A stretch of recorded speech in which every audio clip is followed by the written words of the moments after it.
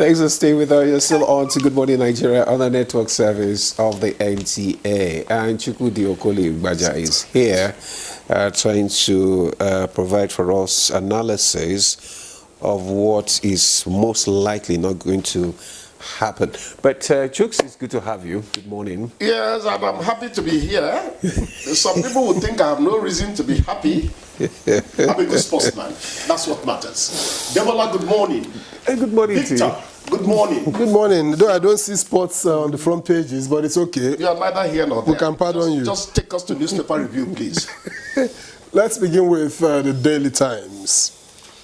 And the lead story reads, FG faults World Bank report interpretation, says no hidden spending.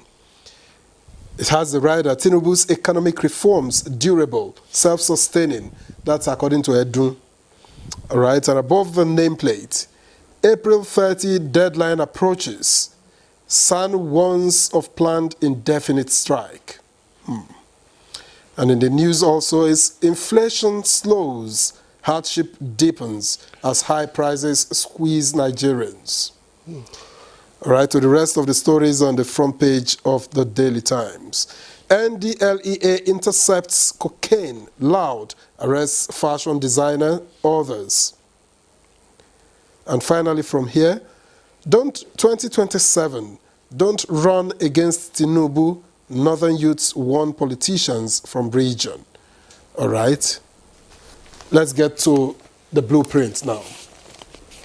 Of course, the blueprint has the stories emanating from the IMF reports. You goofed on IMF reports. FG knocks Atiku, others. Says statutory allocations, not hidden spending, diversion. Now, World Bank wants nation's economic reforms sustained. That's credited to Oyedele, and ex-VP differs. Details on page 8.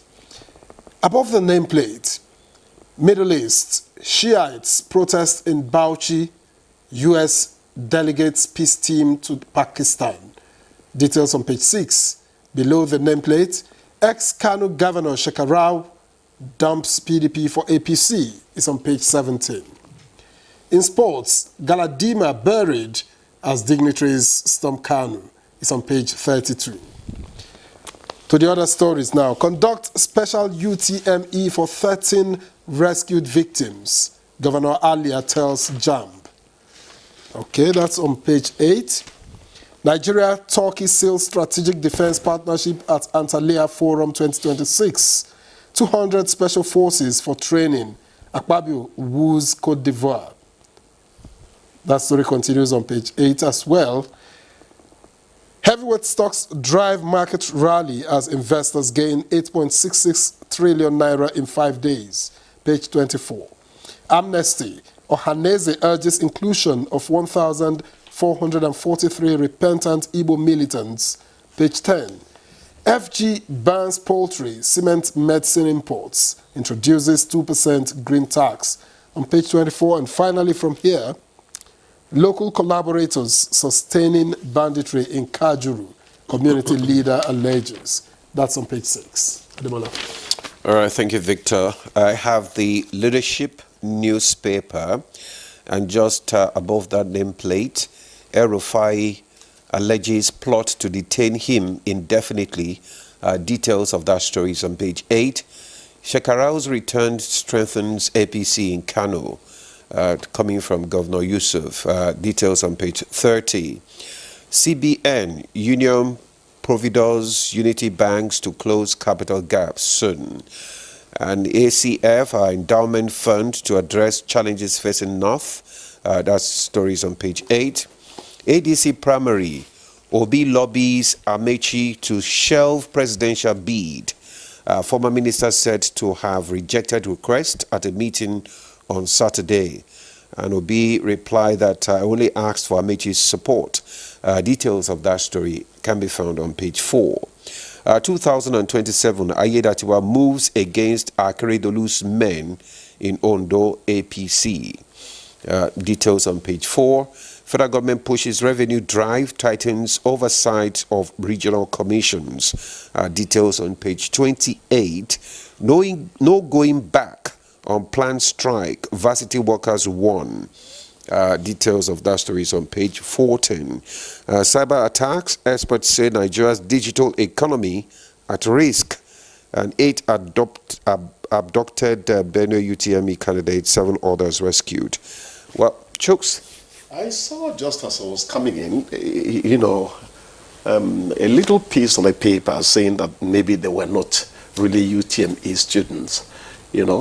I don't know. Well, whoever they are welcome back to the fold of free people. That's what matters. At least very important. From what we gathered, yes. The governor is appealing to JAM to, arrange a special exam for them. Exactly. So most likely, maybe not all of them, but at least some of them are JAM. It is going to entail, cost on logistics and other administrative things, because you're not going to give them the questions you'd already given to other people. But the governor is making a point, because these people ran into jeopardy. They didn't, plan or entertain in any way. It's really unfortunate these things are happening, but the most important thing is that they are out. They are out. The federal government is faulting World Bank report interpretation, says no hidden spending. When it comes to things that involve figures, I try to respect my government height, because you know me with figures. But the point I'm going to make is, first of all, I like the fact that people in opposition are saying things that suggest we need to scrutinize this. That means people are watching. That's how democracy works. The next thing is government shows we don't have anything to hide. This is our source. This is the application. At least I know that much in economics, source and application. Then you spread it all there for people to see and then make their observations. So nothing has gone wrong at all as far as I'm concerned. It is one of the ways that the workings of democracy make you want democracy to go on and on, even though Africans are looking for a homegrown democracy, whatever that means. I don't know about homegrown honesty, homegrown transparency, homegrown obedience to laws and all that. You get to hear so many things in this country, Now, let's take a look at this. What?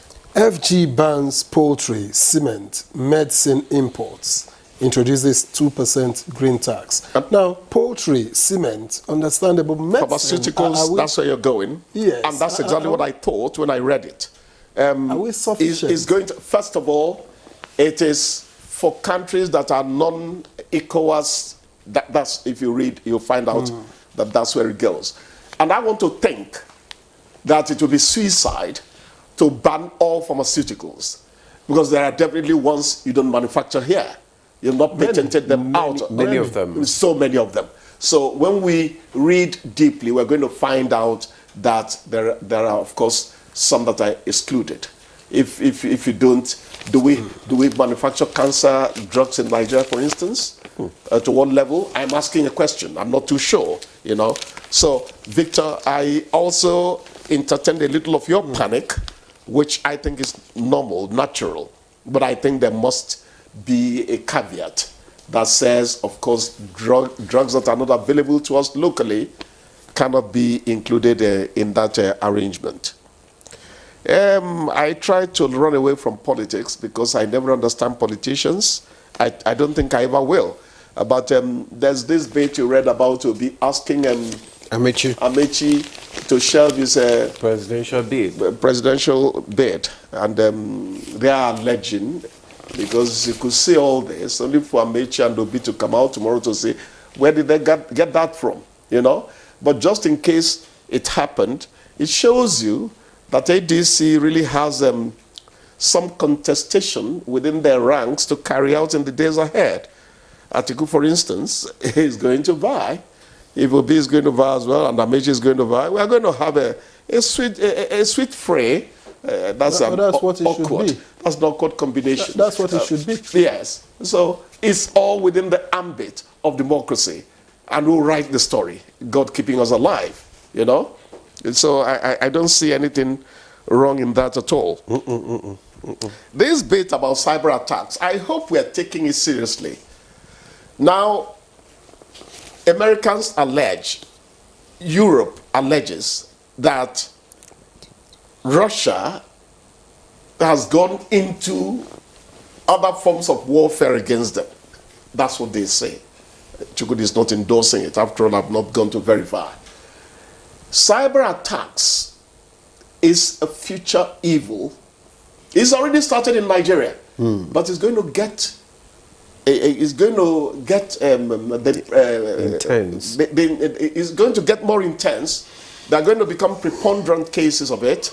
So if we are not planning to accost them somewhere, we're going to hit calamity somewhere. Some cyber attacks are building up.